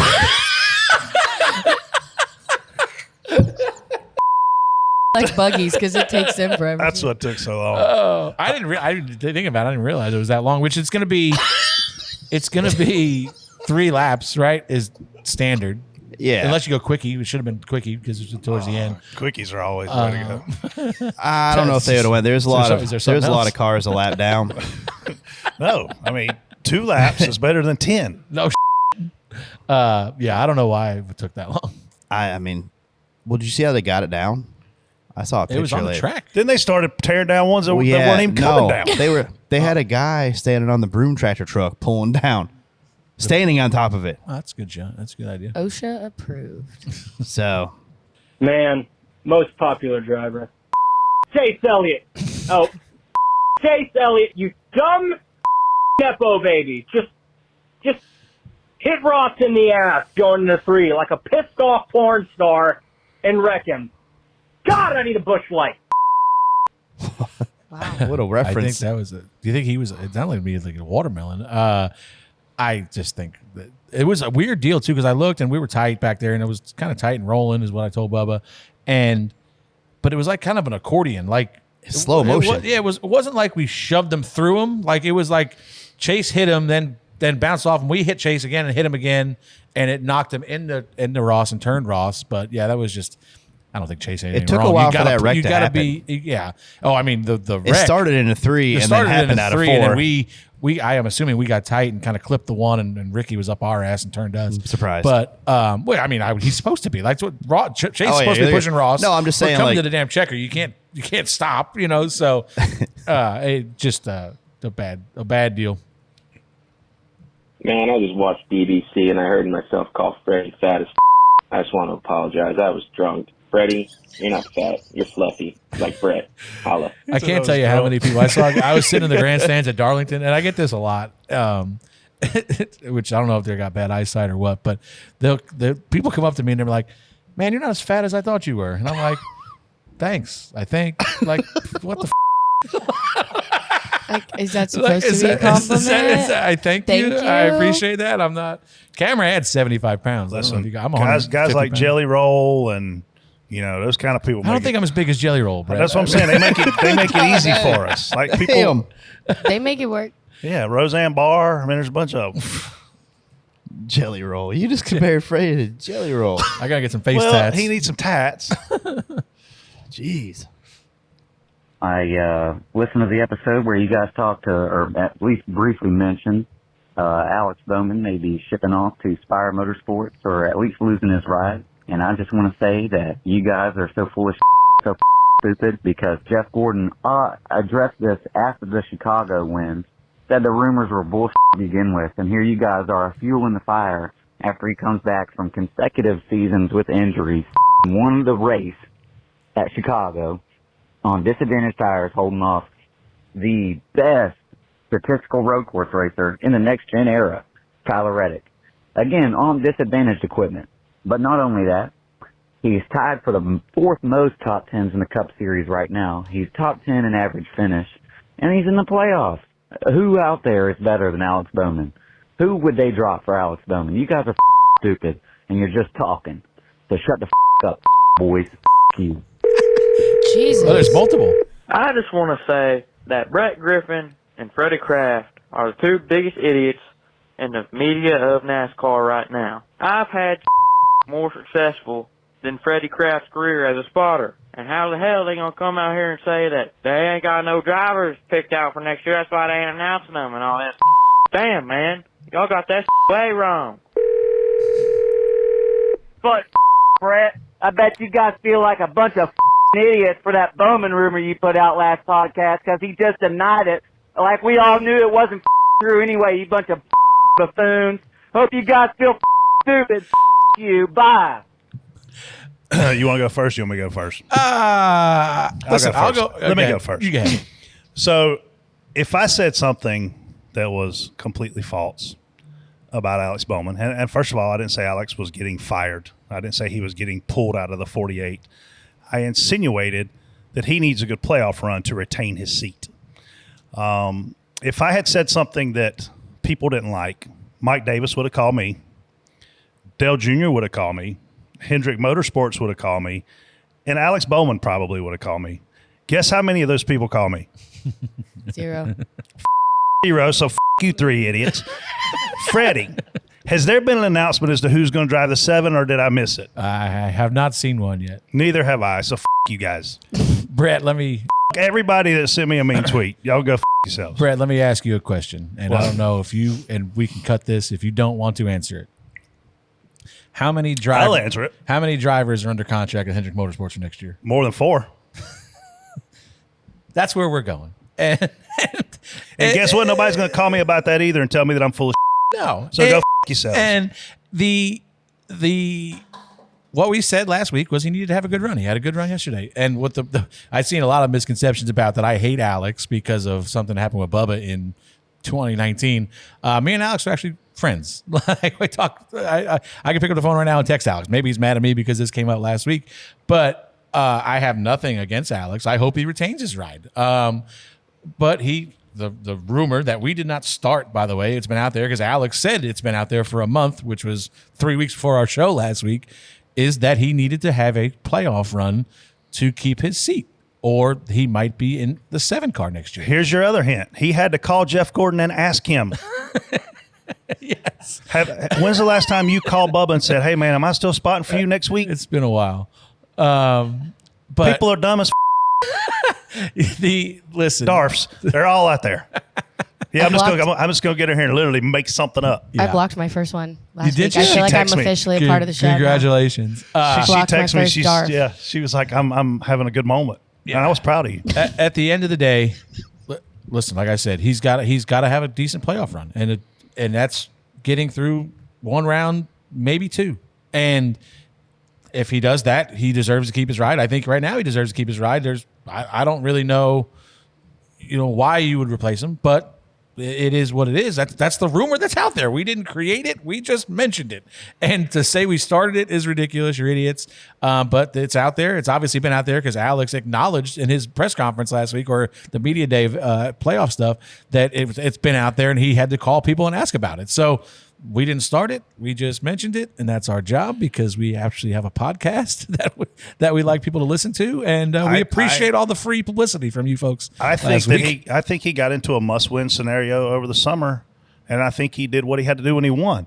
And then I think that took some pressure off, but you can't get eliminated round 1 if these rumblings are true. Yeah. And obviously, to your point, he did what he's supposed to do yesterday. He needs 2 more good races. I think he needs to go deep into the second round here to be 100% okay. But we'll see, right? I mean, this is what part of sports is. I mean, that first caller that was fussing about us said that he was in an underprivileged ride or whatever he said. Dude, a Hendrick Motorsports car is everything but underprivileged. Yeah. You're in the best of the best. And he didn't he didn't hold off Tyler Reddick. Tyler Reddick crashed trying to catch him, and he was going to catch him. He did what he did to do. Like, they made a great call. Blake made a great call, stayed out there because that's the only way they were going to win the race. Not taking anything away from it, but don't say he held off the best guy because Tyler was going to run him down and I think pass him. Tyler's a nice guy, so he might not have moved him, but Tyler hit the wall and gave up his chance to chase him down. But I like Alex Bowman. I like the people who work for Alex Bowman. I like the guy who spots for Alex Bowman. I have no ill will toward Alex Bowman. None whatsoever. I mean, he's a guy that's always made time for me when I ask him something and vice versa. So I hope he has a good playoff run. Same. All these podcasts and y'all's podcasts need to shut your mouths before NASCAR makes their decisions. All y'all podcasts get out there and want to influence NASCAR in their decisions, and it seems like it works very well. I heard every podcast out there beating along the same lines, and something has to be done, something has to be done, something has to be done. Every one of you said it. All of you said it. Something has to be done, Dale Jr., every one of you said it. Something has Kevin Harvick, every one of you said it. Something has to be done. Y'all need to shut y'all mouths until the goddamn ruling comes out. All y'all motherfuckers ain't doing nothing but influencing the race result. It's bullshit. Keep your mouth shut about goddamn and quit trying to influence the goddamn results on the out there. You turning this sport into pro wrestling. It's a monkey football sport now. You goddamn jackwagons. What was he upset about? I don't know. Did he ever say what he influenced the decision? So it was the Austin Dillon penalty. That's what he was upset about. Was that Richard? Oh, Richard called in. I'm on Richard's side about this one, ironically. That's your boss. Yeah. You gotta check and see if he's okay. It sounded like his blood pressure got up. I mean, it took me a minute, though. Listening to that call, I was like, what is he pissed off He about? never really said it, right? I mean, well, sorry, buddy. Sorry your guy got knocked out of the playoffs for wrecking everybody. maybe it's because we're right. Maybe that's what it is. I wish they'd listen more. Oh, that was our last one. It Sorry. was. Leave that in. Take it. I mean, that distracted me. I was processing that for a minute. All right.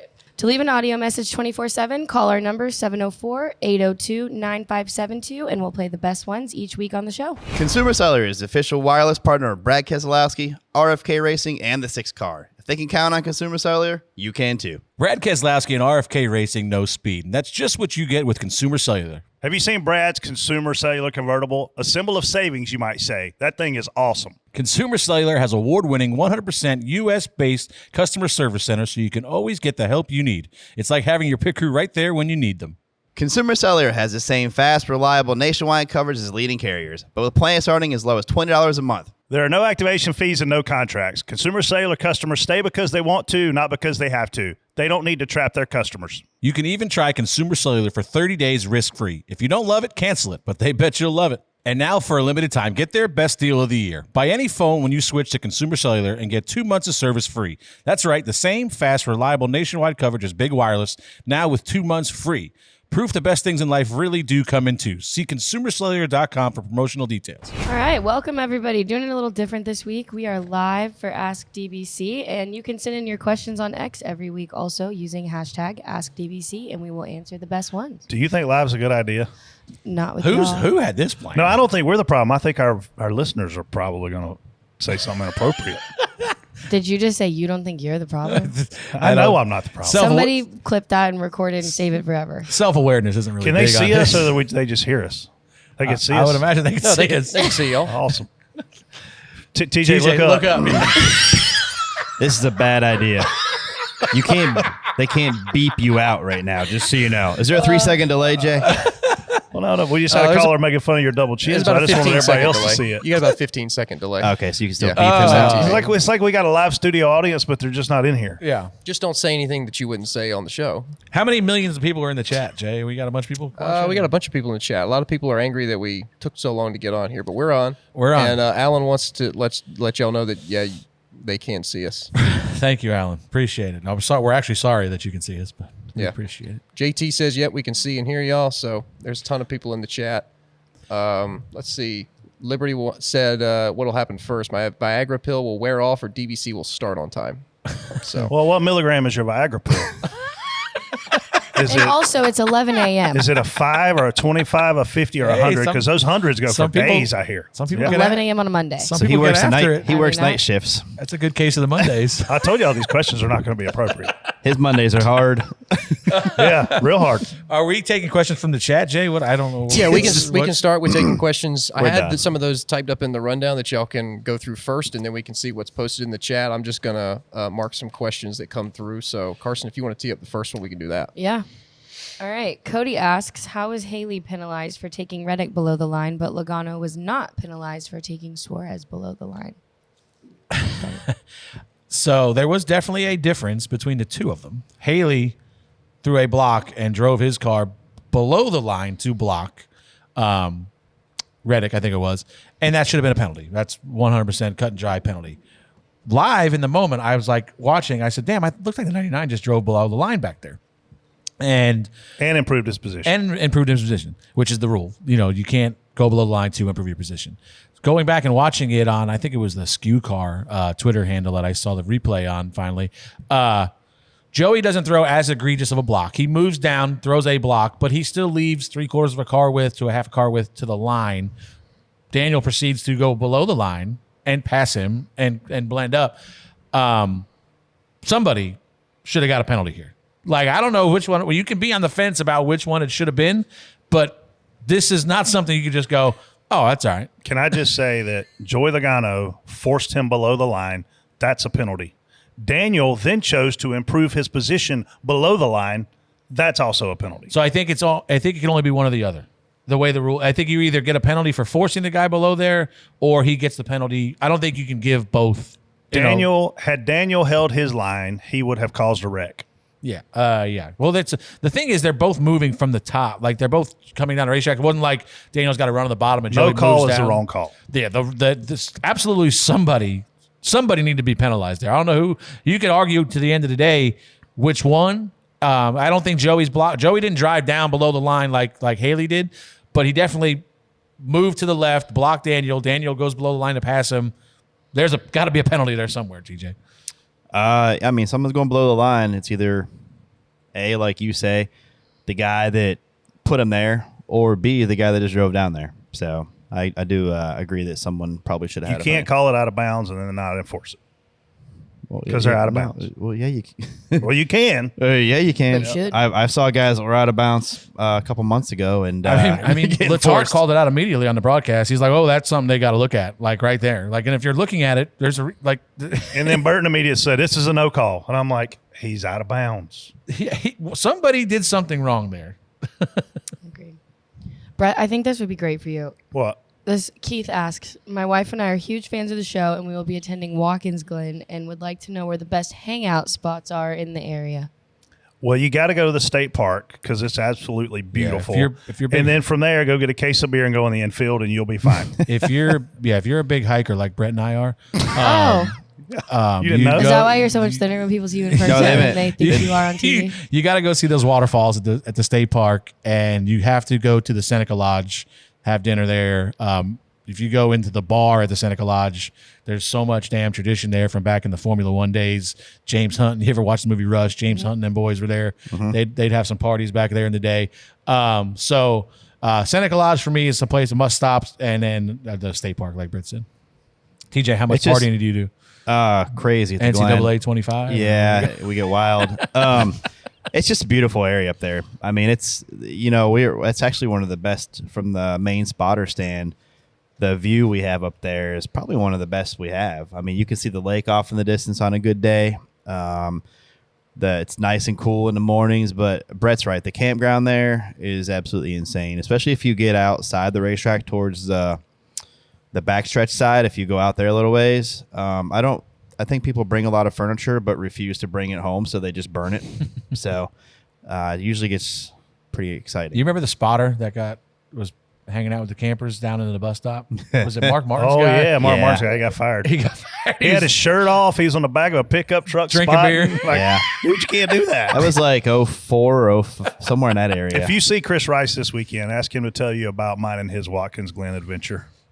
There's another. Dale Jr. needs to tell his story on the download about his Watkins Glen adventure with Ken Schrader and Bobby Labonte and all them. Somebody ask you do a hashtag as Junior this week. I don't know if he should tell any stories. Oh, that yeah. involve Kenny He's Schrader. retired. He don't even have a job right now.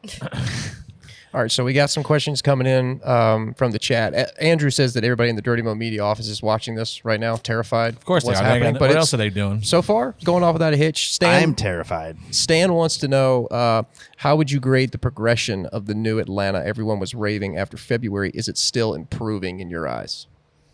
I would much rather have old Atlanta back where the tires wore out and we conserved and had comers and goers, and I don't know. I don't love it.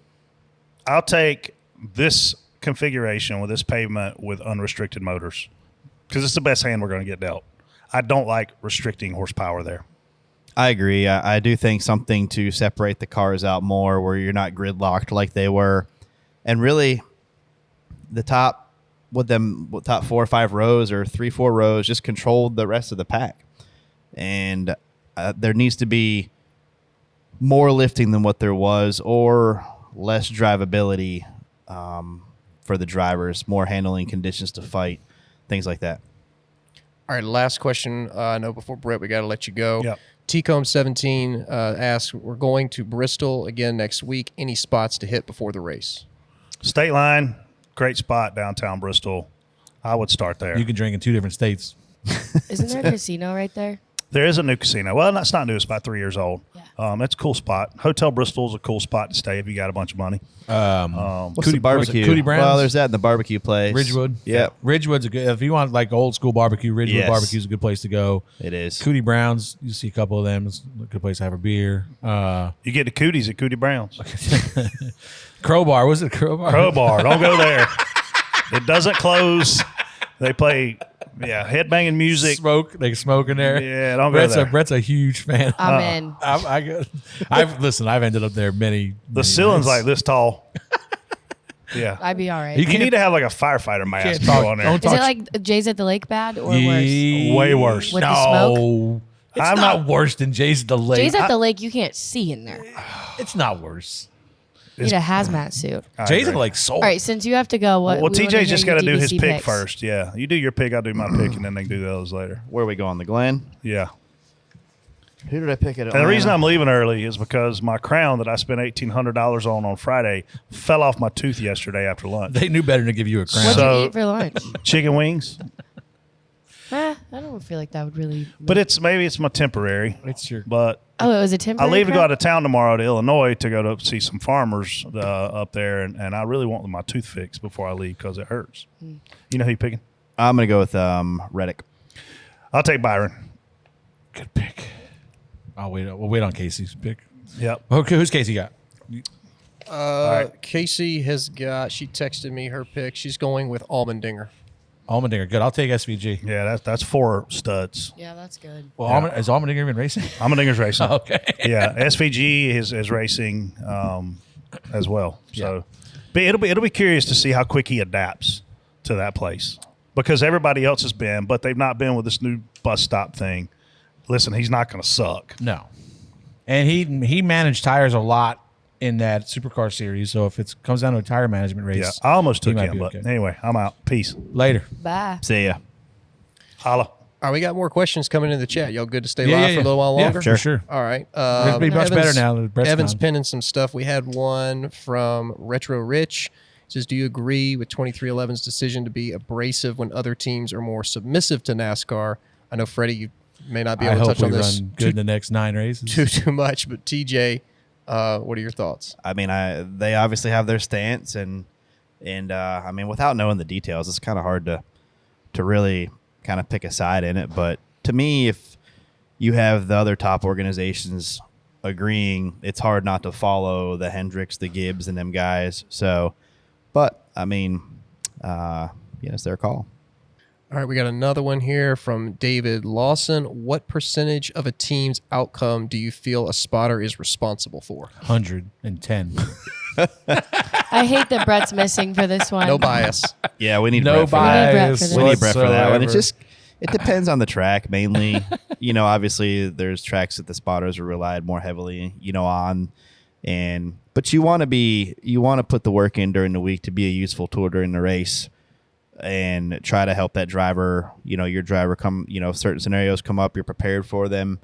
You learn, one thing about experience that we have is we know a lot of these guys' driving traits. We kind of know moves they're going to make before they make them. And, I believe you can help put your guy in a better position before that scenario comes up. So there's things like that I think you can really help out, and obviously the plate races.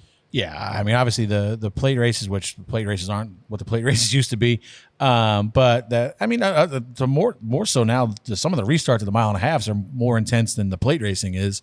I don't know what the percentage is, 10. I don't, I mean, it's obviously, we talk about it here all the time.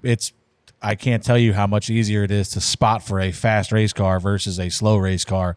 There's just moving forward is easy. You're clear, go get the next one versus, another one coming, here comes another one.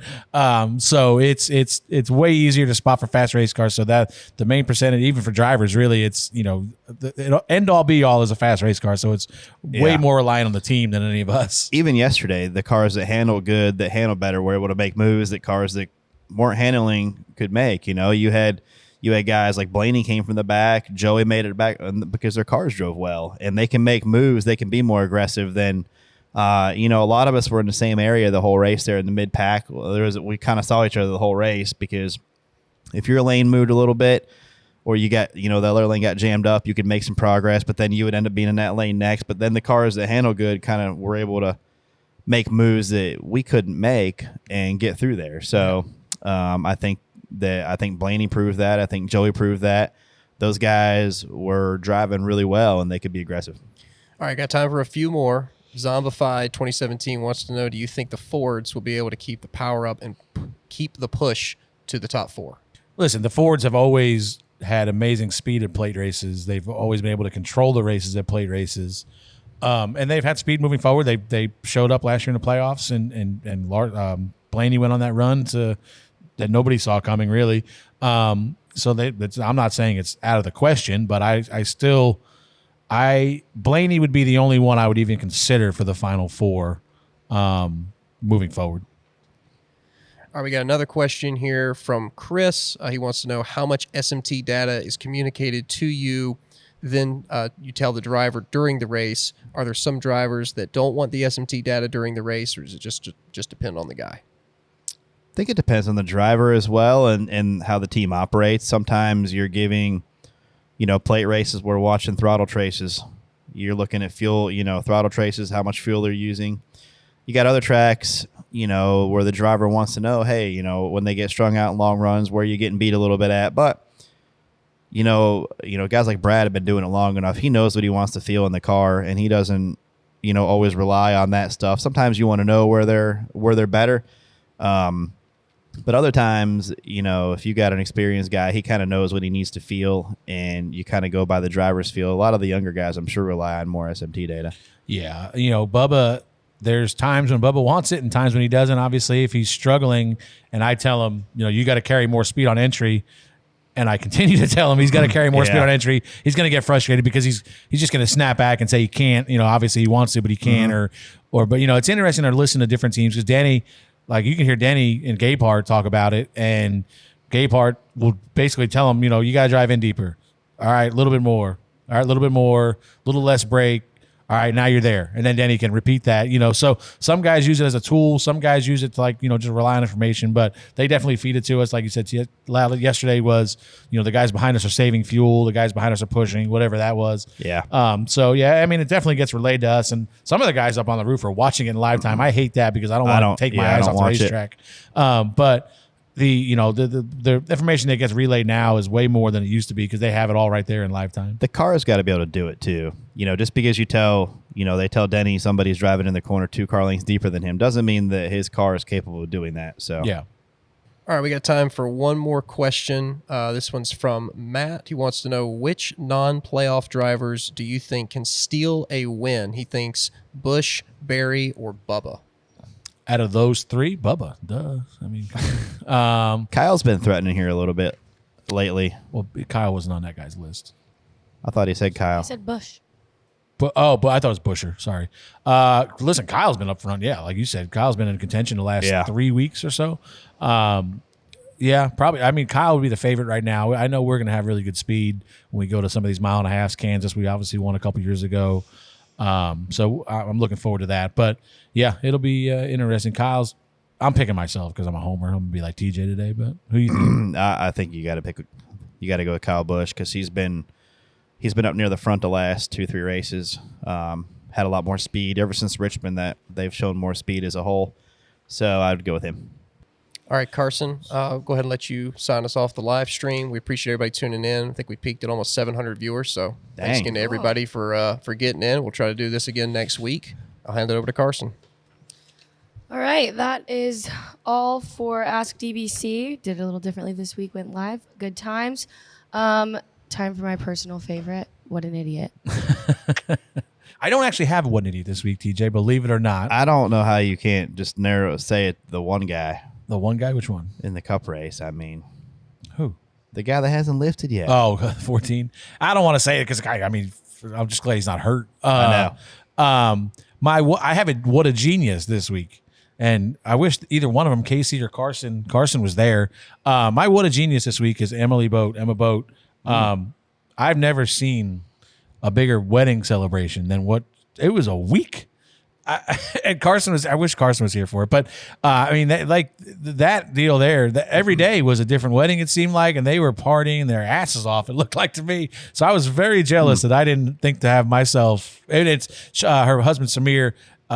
His background is it's a hell of a celebration. There's a lot of different traditions. So it would seem like it was going on for a week, like I said, but I was very jealous watching all their stories this week of the Boat family at all these different celebrations, and they looked like they were having a good time. And congratulations to Emma and her husband on their wedding this weekend. And I was just letting them know that I was very jealous of them. Must be something in the family because Casey has a birthday month.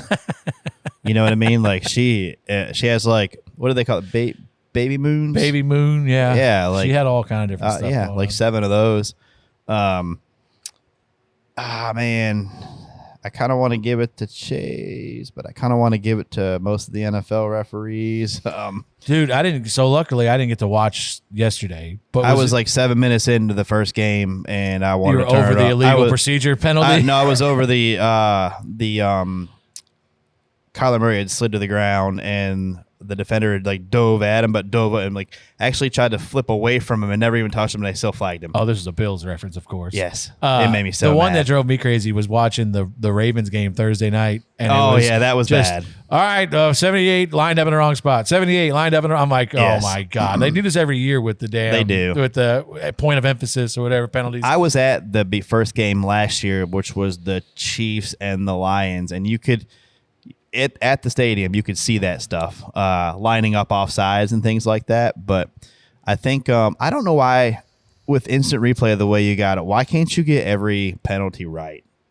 I would rather the game take 5-10 minutes longer and make sure all the right calls are made. That because you know what happens, like that call gets made against the Bills. It could be anybody.